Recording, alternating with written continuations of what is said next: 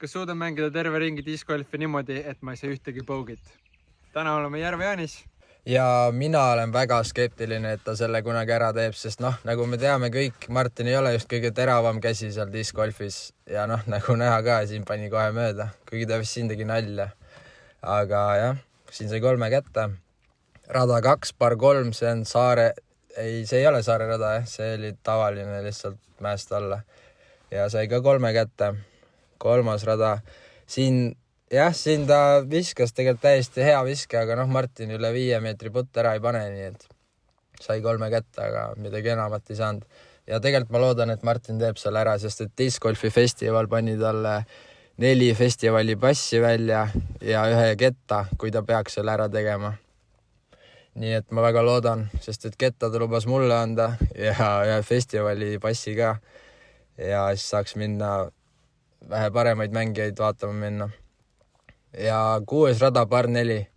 Mees viskas paremale. Korv on vasakul mäest üles ja mees viskas paremale. Siit tegi siukse okei lähenemise 30 pealt 20 peale ja siit puttis ka ilusti. Ja sai 4 kätte. Rada 7, par 3. Ja see on see kapa zone, millega ta viskab. See, kui tal seda ketast ei oleks, siis ta oleks küll kaer. Päris tõsiselt. Siin pani muidugi puti ära nüüd minu jutu peale. Ja 8. rajal sai ka Olari tegelikult peaaegu. Ja nüüd, kui ma ei eksi, see peaks teine pördi järjest olema. Ja -2 on tõsiasi. Rada 9. Jah, par 4 siin, see on raske rada ka ja mees viskaski metsa, aga lähenemine oli siuke päris okei. Seal vist joppas ka, et vastu puud ei visanud, aga sai ka pördi kätte ja nüüd on -3 tal juba. Ja siin tegi ka okei avaviske. Par 4 muidu, see on suht avar ja lihtne rada. Mina saaks kindlasti 3 sealt, aga tema tegelikult hea lähenemine, aga siit pani ära ka putti, uskumatu. Nii, saare rada.